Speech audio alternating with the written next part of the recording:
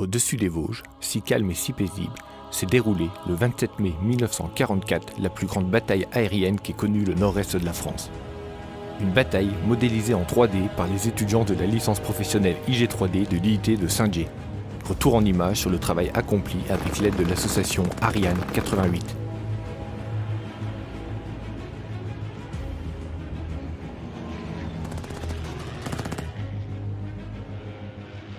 La bataille aérienne du 27 mai 44, elle n'a pas d'équivalent dans le Grand Est. C'est la plus grosse bataille aérienne qui a lieu. Il faut essayer de se remettre et imaginer au-dessus de vos têtes 1100 bombardiers alliés escortés par 700 chasseurs qui avaient mission de les protéger et qui avaient pour objectif différents points stratégiques allemands qui étaient alignés le long du Rhin.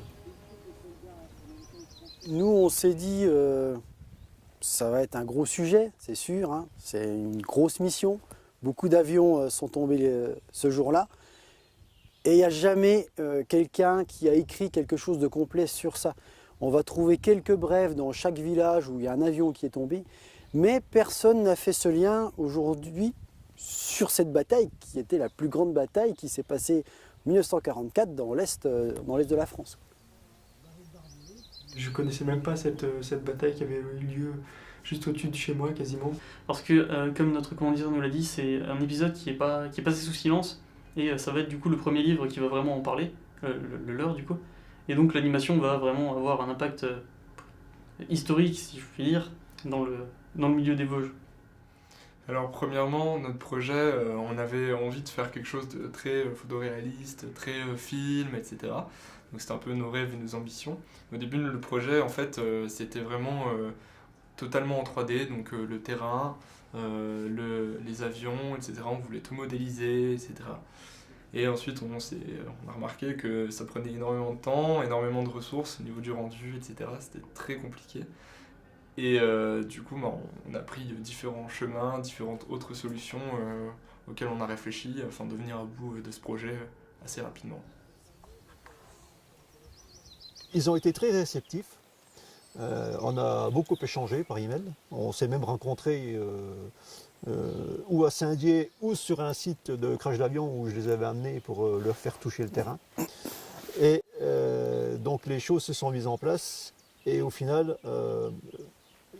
j'étais bluffé dans le sens où ils ont su relever le défi en faisant une vidéo 3D qui est captivante, qui n'est pas rébarbative, alors qu'on a quand même successivement en 3 minutes 19 crashs d'avion. Comment faire ressortir 19 crashs d'avion sans être rébarbatif? C'était compliqué à faire et pourtant ils ont très bien su le faire. Et là on a été bluffés dans les différents scénarios. On leur avait expliqué, comme font les aviateurs avec les mains, comment les trajectoires pouvaient se faire.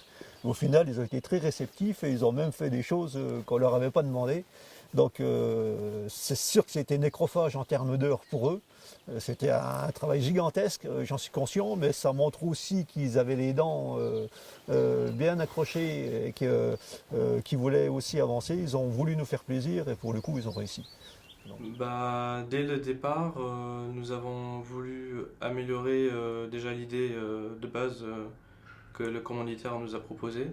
Donc on ne voulait pas se limiter uniquement à la demande du commanditaire et on a décidé directement de améliorer le scénario et peut-être de proposer des variations un peu plus dynamiques et plus osées afin de satisfaire aussi nos envies. C'est quelque chose dans lequel je me suis beaucoup investi personnellement et ça va avoir un impact vraiment important, plus qu'un simple projet d'études comme on aurait fait juste pour avoir le diplôme. Je pense que ça va vraiment avoir une utilité concrète.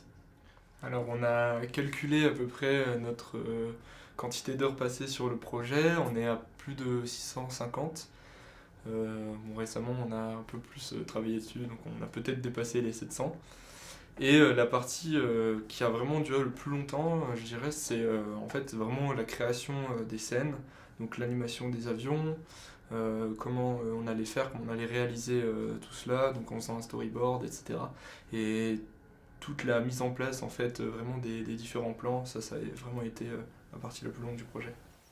Plus le contact était régulier entre le donneur d'ordre et les étudiants, plus les directives étaient claires, plus le projet était abouti. Je pense que c'est ce qui a permis aux élèves d'aller au bout. Et ils avaient la volonté, ils avaient la niaque, un peu de passion peut-être, et puis au final, ils ont réussi. Donc oui, là pour le coup, je serais prêt à recommencer pour un autre projet. Travailler avec un commanditaire, ça met une certaine pression, parce que quand on travaille pour soi-même, on n'a pas la pression extérieure. Là, on avait les échanges avec le commanditaire, il nous mettait pas la pression, mais il nous demandait où est-ce que ça avançait, s'il y avait des questions, etc. Il nous demandait aussi des feedbacks, etc. Donc oui, ça met une certaine pression. Et nous, comme il nous a présenté ça, on a pris ça comme un défi et on s'est dit, il veut ça, mais nous, on est capable de faire bien mieux que ça et on va le faire parce que on veut pouvoir en faire quelque chose plus tard et dire, j'ai pas perdu mon année à faire ce qu'on vous disait pour avoir plus que la moyenne, vraiment s'investir dedans. Cette vidéo servira aussi de support à un livre que nous comptons éditer et qui aura pour thème la bataille aérienne du 27 mai 1944. Et c'est bien de lire un livre, c'est bien de regarder des images, mais si en plus on a le luxe de voir en 3D, certes, mais de voir tout de même une partie de la bataille aérienne, c'est un plus, d'autant que c'est inédit. C'est inédit. On est des précurseurs en la matière pour le coup. Et je suis content que les étudiants se sont investis pour nous. Et peut-être que dans le futur, on aura d'autres projets et qu'on saura se souvenir du chemin de l'IUT. Je suis fier d'avoir découvert cette histoire, fier d'avoir contribué à l'enrichir, à la promouvoir. Et oui, c'est quelque chose qui me tenait à cœur.